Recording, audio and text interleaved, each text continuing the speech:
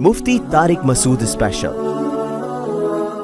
مفتی صاحب، آپ لوگوں کا موقف افغان طالبان کے بارے میں اور جہاد کے بارے میں بالکل بدلا ہوا دکھائی دیتا ہے۔ ان لوگوں کو آپ لوگ ہی ہیروز بنایا کرتے تھے، قرار دیا کرتے تھے، اور آپ لوگوں کی وجہ سے ہی سینکڑوں ہزاروں لوگ اس میں شریک بھی ہوئے۔ اب آپ لوگوں نے ہی انہیں خارجی فسادی قرار دینا شروع کر دیا ہے۔ اس یو ٹرن کی کیا وجہ ہے؟ جن لوگوں کو ہیرو قرار دیا تھا ان کو آج بھی ہیرو قرار دیتے ہیں ہم افغان طالبان جنہوں نے افغانستان میں ایک اسلامی حکومت قائم کی، ان کو خارجی نہیں کہتے۔ 20 سال تک یہاں سے ان کے ساتھ تعاون ہوا ہے، یہاں سے لوگ گئے ہیں، شہید ہوئے ہیں۔ اب میں نام نہیں بتاؤں گا ان کے کون کون شہید ہوا، بہت ایک طویل فہرست ہے، اگر کوئی پوچھے گا تو بتا بھی دوں گا، کوئی چھپانے والی چیز نہیں ہے اس میں، لیکن سب کو پتا ہے، یہ کوئی اس کا انکار تھوڑی کرے گا۔ تو اور ان میں مفتی عبد الرحیم صاحب کے سگے بھائی 2 شہید ہوئے ہیں۔ ابھی کیا میں ڈیٹیل میں جاؤں گا تو پھر باتیں بہت، کیونکہ ابھی میڈیا پہ ہر کچھ کھل کے بیان نہیں کیا جا سکتا۔ تو بات یہ ہے، افغانستان میں کوئی ایک ریاست نہیں تھی مضبوط، ٹکڑوں میں بٹا ہوا تھا۔ تو وہاں ملا عمر نے کوشش کی کہ سب کو ایک بادشاہ پہ، ایک خلیفہ پہ جمع کیا جائے۔ تو انہوں نے تحریک شروع کی، کیونکہ کوئی ایک اسٹیٹ تھی نہیں۔ اس تحریک کی سب سے پہلے پاکستان میں اور سب سے زیادہ حمایت حضرت مفتی عبد الرحیم صاحب نے کی تھی، جب کوئی بھی حمایت نہیں کر رہا تھا۔ اکیلے وہ کھڑے ہوئے اور جان سے بھی قربانی دی، مال کی بھی قربانی دی، اور پورے افغانستان میں، پورے تو نہیں تو اکثر حصے میں ملا عمر کی حکومت قائم ہوئی۔ ملا عمر بہت ہی میچور آدمی تھے، وہ پاکستان سے دوستی کے خواہاں تھے، وہ پاکستان آرمی کی عزت کیا کرتے تھے، ان سے پاکستان آرمی کے فوجی جا کے ملتے تھے، ان کو عزت دیا کرتے تھے۔ وہ کہا کرتے تھے کہ پاکستانی ہمارے بھائی ہیں، ہر مشکل میں انہوں نے ہمارا ہمیشہ ساتھ دیا ہے۔ یہ وہ چیزیں جو مشاہدے کی ہیں، تو یہ سنی سنائی باتیں نہیں ہیں، بہت عزت، بہت رسپیکٹ دیا کرتے تھے وہ۔ پھر کیا ہوا؟ بہت سے لوگوں نے افغانستان کو دوسرے ملکوں کے خلاف استعمال کرنا شروع کر دیا۔ ملا عمر اس کے بھی خلاف تھے۔ مفتی عبد الرحیم صاحب جا کے ملا عمر کو سمجھاتے تھے کہ آپ کی سرزمین بہت سارے ملکوں کے خلاف استعمال ہو رہی ہے، جس سے نقصان آپ کو ہوگا، یہ بین الاقوامی طاقتیں افغانستان کو تباہ و برباد کر دیں گی۔ ملا عمر بھی چاہتے تھے ہمارا ملک دوسرے ملکوں کے خلاف یوز نہ ہو، اور اس میں حضرت مفتی عبد الرحیم صاحب کا بہت بڑا کردار ہے۔ وہ سمجھاتے تھے کہ یہ ایک اسلامی حکومت قائم ہوئی ہے، اس کو بچانا ہے، ہماری ذمہ داری، ہم نے خون دیا اس کے لیے، پوری زندگی کھپا دی۔ لیکن ہوا کیا؟ افغانستان کی سرزمین استعمال ہوئی دوسرے ملکوں کے خلاف، پوری دنیا نے چڑھ کے افغانستان کی ایسی کی تیسی کی۔ جنرل مشرف نے بھی 100% غلط کیا۔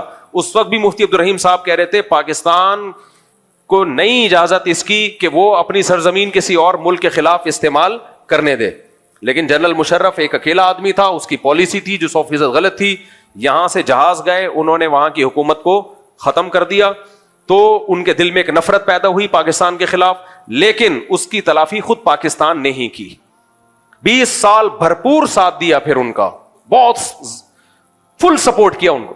ان کے زخمیوں کا علاج یہاں ہوتا تھا، جو وہاں غریب آتے تھے افغانی، ملک میں بدحالی ہے، ہجرت کے لیے آ رہے ہیں، پاکستان نے اپنا سینہ بازو ایسے کیا، آ جاؤ ہم تمہیں ٹھکانہ دیں گے۔ ان کا علاج بھی کیا، ان کو ٹھکانہ بھی دیا، ان کے مہاجرین کو پناہ بھی دی، بہت کچھ کیا پاکستان نے۔ تبھی بہت اچھے تعلقات، جب تک ملا عمر زندہ تھے پاکستان کے خلاف ایک بیان ان کا کبھی بھی نہیں آیا،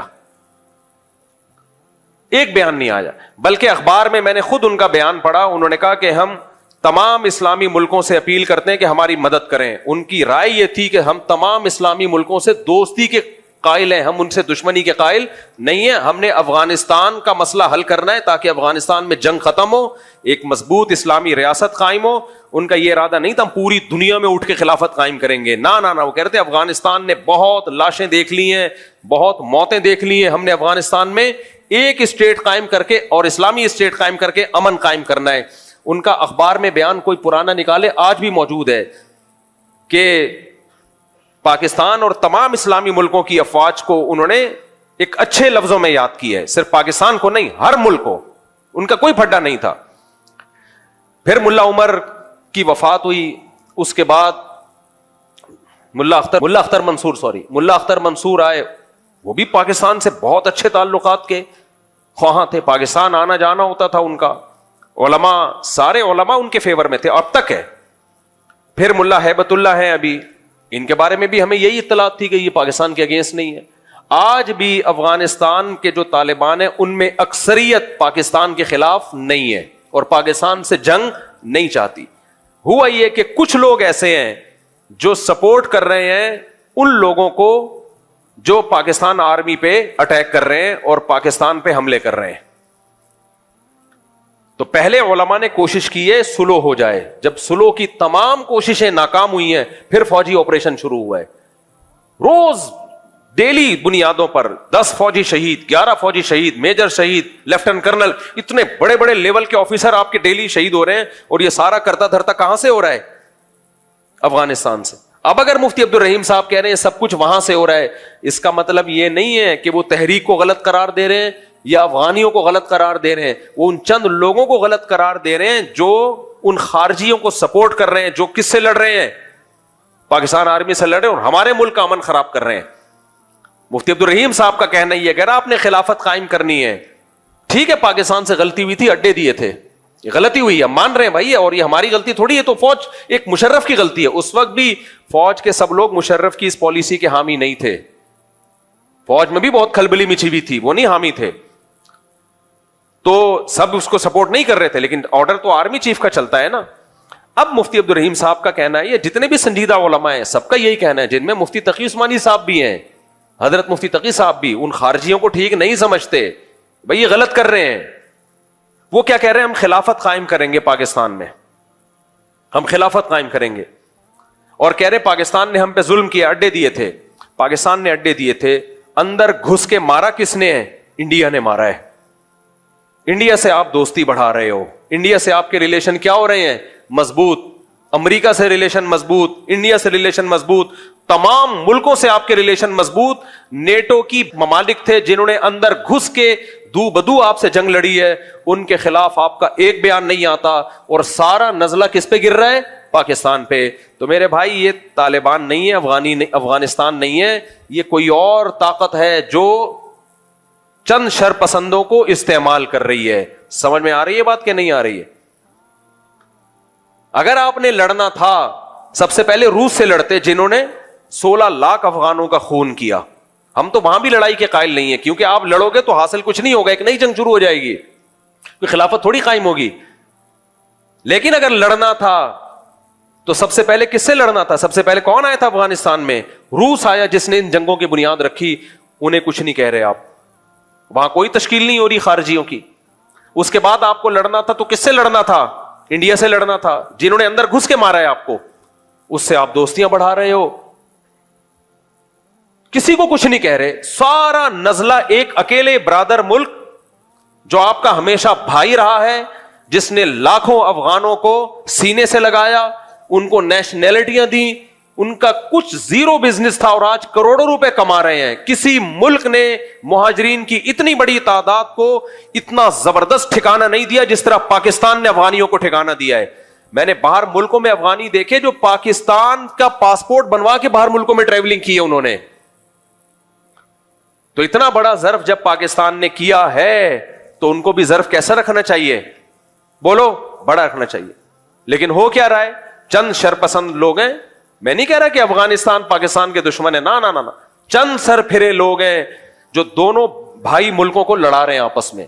تو ہمیں ان شرپسندوں کے خلاف اٹھنا ہے. یہ اکیلے مفتی عبد الرحیم کا کام نہیں ہے, یہ ہم سب کو مل کے کرنا ہے. وہ بےچارے اکیلے میدان میں آئے ہیں اور بدنام ہو گئے ہیں.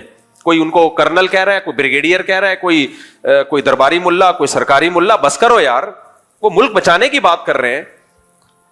کہہ رہے ہیں جہاز سے یوٹن لے لیا, کوئی یوٹن نہیں لیا جہاز سے میرے بھائی. تو وہ یہ کہہ رہے ہیں کہ جہاد کے نام پہ جو پاکستان میں خارجیوں کی تحریک ہے ہم اس کو نہیں مانتے, اس میں ہم فوج کا ساتھ دیں گے.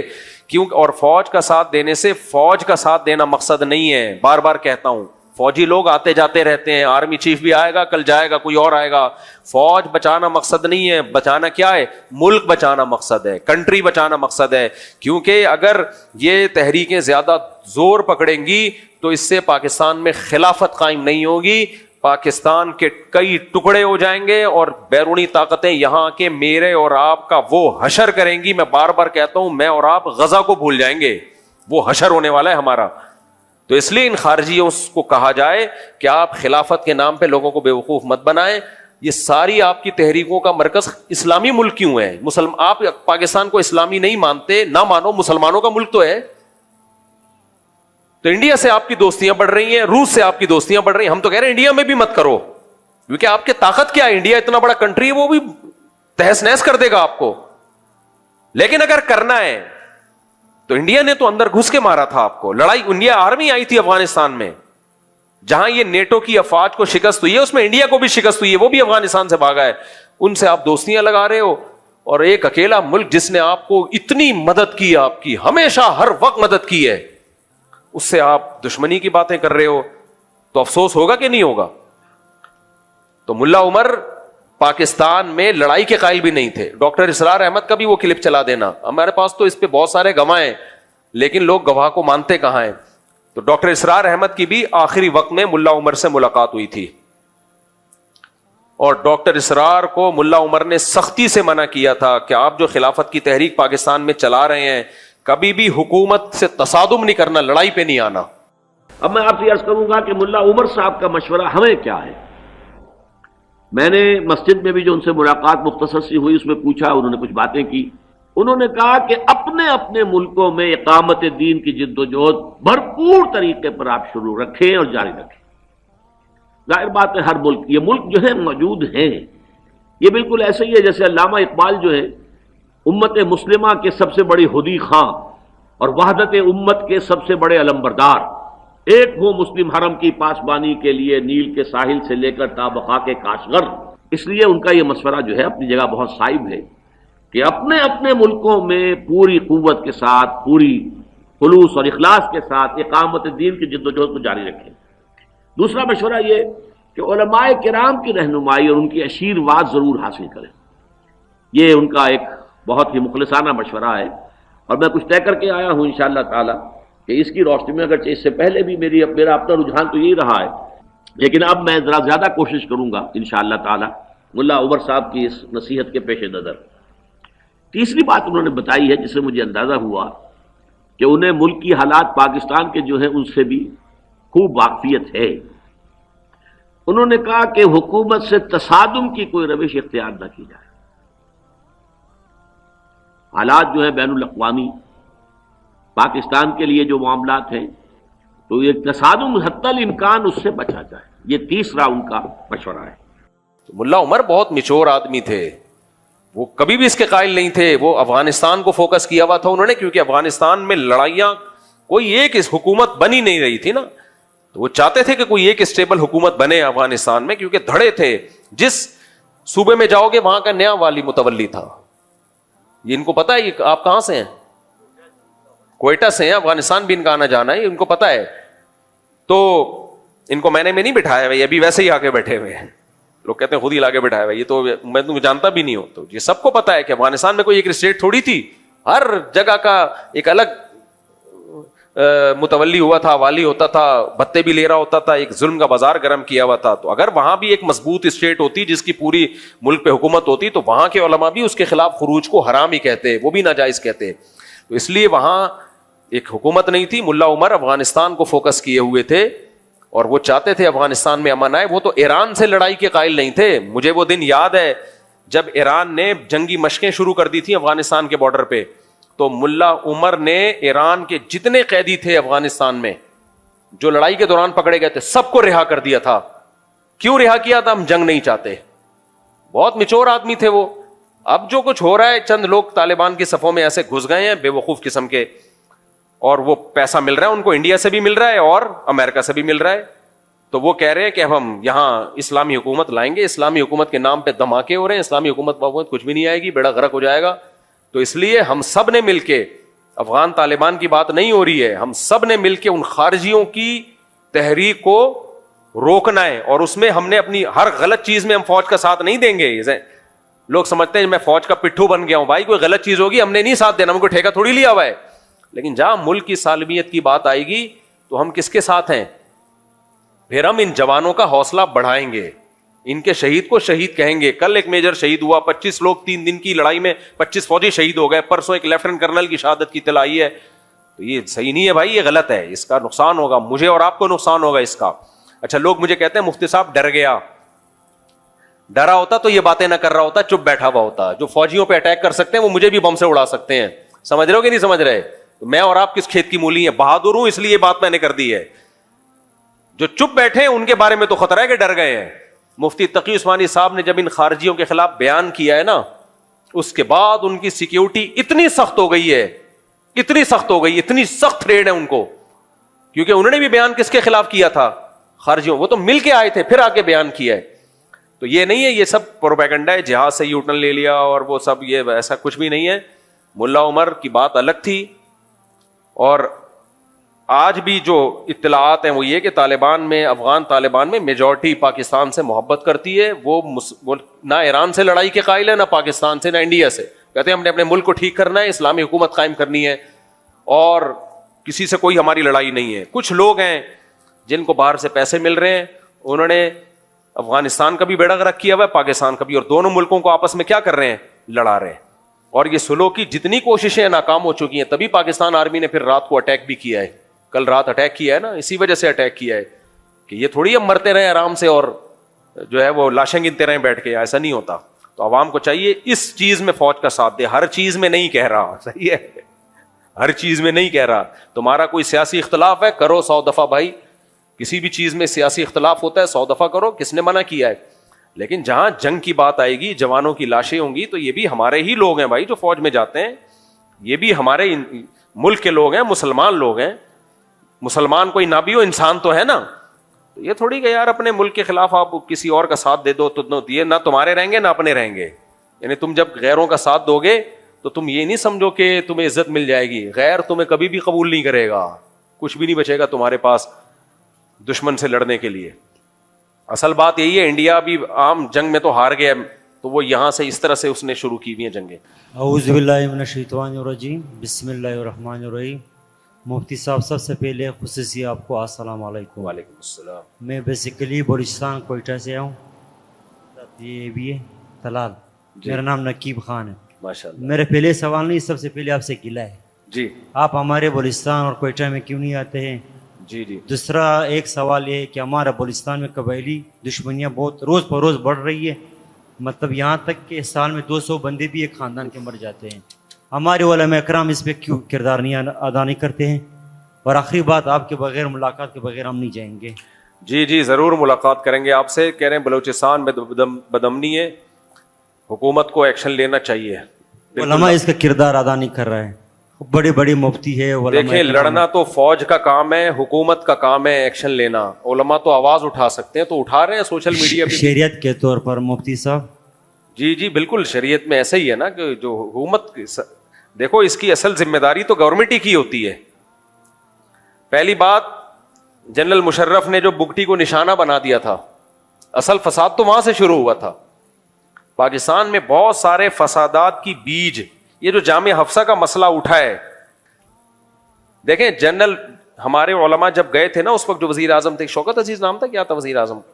شوکت عزیز. ان کو لوگوں نے پیار سے شارٹ کٹ عزیز بھی کہتے تھے, کیونکہ وہ بھی امپورٹڈ وزیر اعظم تھے. لا کے بلا کے شناختی کارڈ بھی سنا ہے, نئے نئے بنا کے ٹھک کر کے بٹھا دیا. تو ہمارے علماء اس وقت شوکت عزیز کو کہتے تھے شارٹ کٹ عزیز, یعنی بہت شارٹ کٹ راستے سے پاکستان کی نیشنلٹی بھی دی گئی, تھاپ کر کے وزیر اعظم کی کرسی پہ بٹھا دیا گیا. یہ بھی سسٹم کے تحت ہوا تھا.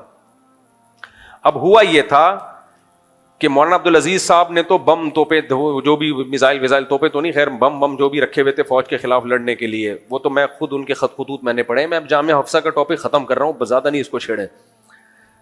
اب ہوا یہ تھا کہ یہ سب لوگ لے کے بیٹھے ہوئے تھے اندر, فدائی حملے کے لیے بچیاں بھی لے کے بیٹھے ہوئے تھے. اب جب فوج نے گھیرا ہے, علماء گئے مذاکرات کے لیے. مفتی محمد صاحب جامعۃ الرشید کے, حضرت مفتی تقی عثمانی صاحب, یہ مذاکرات کامیاب ہو چکے تھے. وزیر اعظم نے کہا کہ سب کو باعزت رہا کیا جائے گا, ناکہ بندی کی جائے گی. اتنے تو ہو گیا, جو سرنڈر کرے اس کو چھوڑ دو. تو جن بچیوں نے, جن لوگوں نے بھی سرنڈر کیا, ان سب کو چھوڑ دیا. لیکن کچھ لڑاکا لوگ اندر رہ گئے تھے, لڑاکا. اب جو لڑاکا لوگ اندر رہ گئے تھے, علماء چاہ رہے تھے کہ ان سے بھی سرنڈر کروا کے نا, مذاکرات کروا کے. غازی عبدالرشید شہید رحمۃ اللہ علیہ بڑے میچور آدمی تھے, تو غازی عبدالرشید بھی آمادہ ہو گئے تھے مذاکرات پہ کہ اگر فوج ہمیں باعزت چھوڑ دیتی ہے تو ہم ہتھیار رکھ دیں گے. جب یہ مذاکرات ہوئے, اس میں دیکھو غلطی تو انہی لوگوں کی تھی مولانا عبدالعزیز صاحب کی. کیوں فوج کے خلاف آپ بچیوں کو اور نوجوانوں کو لے کے کھڑے ہوئے ہو آپ؟ یہ کون سا طریقہ ہے؟ ڈاکٹر اسرار کا بھی کلپ موجود ہے, ان سے بھی اس وقت پوچھا گیا تھا کہ یہ جامعہ حفصہ میں جو کچھ ہو رہا ہے, انہوں نے کہا اتنے سے مدرسے کو لے کر پوری ریاست پہ قبضہ کرنے کی باتیں یہ غلط ہیں, حالانکہ ڈاکٹر اسرار تو خود خلافت کے قائل تھے. اب ہوا یہ تھا کہ یہ علماء گئے, وزیر اعظم کیونکہ ایک سول آدمی ہے نا, تو ایک سویلین میں تھوڑا جذبہ ہوتا ہے, نرمی کا. انہوں نے کہا ٹھیک ہے بھائی, پورا فیصلہ ہو گیا. علماء بہت خوش ہوئے کہ غازی عبدالرشید شہید رحمۃ اللہ علیہ ابھی شہید نہیں ہوئے تھے, ان کے ساتھ مذاکرات کامیاب ہو گئے ہیں, اور اب الحمدللہ وزیر اعظم کے بھی سائن ہو گئے اس کے اوپر. صدر کے سائن رہ گئے تھے جنرل مشرف کے, کہ اب یہ مسئلہ آرام سے حل ہو جائے گا اور باعزت سب کو رہا کر دیا جائے گا, اور آئندہ دوبارہ ملک میں ایسا کبھی بھی نہیں ہوگا. ایک اندازہ ہو گیا کہ بھائی اسلحے کے ذریعے ایسا نہیں ہوتا. جنرل مشرف نے آ کے گند کیا ہے. ہمارے علماء سے میں نے خود سنا جو وہاں موجود تھے, انہوں نے کہا جب مشرف آیا ہے اس نے اس طرح وہ معاہدہ پھاڑا ہے کہ میں نہیں مانتا اس معاہدے کو, اور آرڈر دیا کہ اٹیک کرو. اور علماء کہتے ہیں ہم بیٹھے ہوئے تھے اور ہمیں گولہ بارود کی آوازیں آنا شروع ہو گئی. تو ٹھیک ہے, یہاں تک تو مولانا عبدالعزیز صاحب کی غلطی ہے کہ آپ کیوں یہ کام کر رہے تھے, لیکن جنرل مشرف اگر تھوڑی سی کھوپڑی استعمال کر لیتا کہ ہے آپ ہی کی عوام اور ان کا مطالبہ بھی شریعت ہے, مطالبہ بھی غلط نہیں ہے, پاکستان اسلام کے نام پہ بنا ہے, تو اب جب ایک مذاکرات ہو چکے ہیں تو آپ اچھے لگو گے اپنی قوم پہ گولیاں برساتے ہوئے, اچھا لگے گا؟ یہ کوئی سیاست بھی کوئی چیز ہوتی ہے؟ جنرل مشرف نے اس معاہدے کی کا کہ نہیں مانتا, سائن نہیں کیا اور آپریشن کا آرڈر کیا, جس کا ریزلٹ یہ سامنے آیا کہ پھر ظاہر ہے جتنا ہوا نہیں تھا اس کے 10 گنا جا کے بیان کرنا شروع کر دیا. اتنی بچیاں اڑ گئیں, یہ شہید ہو گئیں, ایک بس ہم نے خود دیکھی, ان تو عزتیں لوٹی. پھر ظاہر ہے جب پروپیگنڈا ہوتا ہے تو پھر ایسا ہی ہوتا ہے. پھر فوج کا جتنا جرم تھا اس سے زیادہ بدنام کیا گیا, اور پھر اس جامعہ حفصہ کو لے کے ملک میں فدائی حملے ہوئے. 80 سے 90 ہزار لوگ پاکستان کے, جن میں فوجی بھی ہیں, 13 تو اسی آپریشن میں کہا جاتا ہے شہید ہوئے, جو جامعہ حفصہ کا جو آپریشن تھا, یا اس کے بعد مجھے پوری ڈیٹیل معلوم نہیں ہے. اس میں بھی فوجی جوان بھی اس میں شہید ہوئے. غازی عبدالرشید بھی شہید ہوئے, ان کی والدہ بھی شہید ہوئی. ہم ان کو شہید اس لیے کہہ رہے ہیں کہ مطالبہ ان کا جائز تھا, لیکن غازی عبدالرشید بڑے میچور آدمی تھے, وہ مذاکرات ہی چاہتے تھے, وہ نہیں چاہتے تھے یہ لڑائی ہو. خیر, تو اب اس کا جو فساد کی جو یعنی جو جڑ تھی نا, وہ جنرل مشرف کی کھوپڑی تھی. وہ تھوڑا سا قوم کو ساتھ لے کے چل لیتا, عزت دے دیتا. لیکن تو اب ہوا یہ ہے کہ انہی دنوں میں بگٹی کو یہاں سے نشانہ بنایا. بھائی بلوچ لوگوں کا وہ ایک ہیرو سمجھا جاتا تھا, سردار سمجھا جاتا تھا. آپ ان کے ساتھ قوم کو ساتھ لے کے چلتے, اسی کے بعد سے بلوچستان میں یہ سب کچھ. میں فیور نہیں کر رہا جو فوج پہ اٹیک ہو رہا ہے بلوچستان میں, قطعاً نہیں, میں ان لوگوں کے ساتھ نہیں ہوں. کسی بھی ملک میں ریاست میں فوجی گاڑیوں پہ اٹیک ہونے والے باغی کہلاتے ہیں, خارجی کہلاتے ہیں, اس کے ہم فیور میں نہیں ہیں. لیکن جنرل مشرف کی پالیسیاں اس ملک کے لیے ناسور ثابت ہوئی ہیں, جس کو آج تک ہم بھگت رہے ہیں. پاکستان بالکل 100% سودی نظام ختم ہو جانا تھا پاکستان میں. حضرت مفتی تقی صاحب فیصلہ کر چکے تھے, سپریم کورٹ کا فیصلہ آ چکا تھا, وفاقی شرعی عدالت کا فیصلہ آ چکا تھا. اب جب امپلیمنٹ کے لیے جا رہے تھے, جنرل مشرف نے ڈنڈے کے زور سے مفتی تقی عثمانی صاحب کو وفاقی شرعی عدالت کے جج ہونے کی حیثیت سے ہٹایا. دوسرا جج اپنی مرضی کا لا کے رکھا, اور اس نے اس سود کے خلاف جو فیصلہ آیا تھا وفاقی شرعی عدالت کا, اس کو پینڈنگ میں ڈال دیا. تو یہ گڑبڑ بھی کس نے کی ہے؟ جنرل مشرف نے کی ہے. تیسرا جو جنرل مشرف نے ایک اور کام کیا, عدالتی خلا, جو فیملی سسٹم کو تباہ و برباد کر دیا. اس نے ایک سرکولر جاری کروا دیا سپریم کورٹ کے ذریعے کہ جو عورت جب بھی, یعنی قانون میں ایک شک ڈلوا دی کہ عورت جب بھی کوئی کورٹ میں جائے گی, کوئی معقول وجہ ہو یا نہ ہو, جب بھی عورت کورٹ کے پاس جائے گی, کورٹ اس کو خلا کی ڈگری تھمانے کی پابند ہے. اس وقت کے بعد سے آج اس کے جو سائیڈ ایفیکٹ آنا شروع ہے ہماری سوسائٹی میں, یہ سیاہ کارنامہ بھی کس کا ہے؟ جنرل مشرف کا. میں مانتا ہوں کچھ اچھے کام بھی کیے ہیں کراچی میں، ڈیولپمنٹ کا کام کیا، لیکن کچھ اچھے کام کر کے آپ کے جو سیاہ، جو بڑے بڑے سیاہ کام کیے ہیں وہ سیاہی سفید نہیں ہو سکتی. تو اب پوری فوج بھگت رہی ہے اس کے سیاہ کارناموں کو، پوری آرمی بھگت رہی ہے. لوگ ان آرمی کے جوانوں کو بھی برا بلا کہہ رہے ہیں، بھائی ان کو مت برا بلا کہو یار، یہ ہمارے ہیروز ہیں. تو یہ بھی ایک وجہ ہے جو حضرت آپ جو وجہ بنی ہے نا.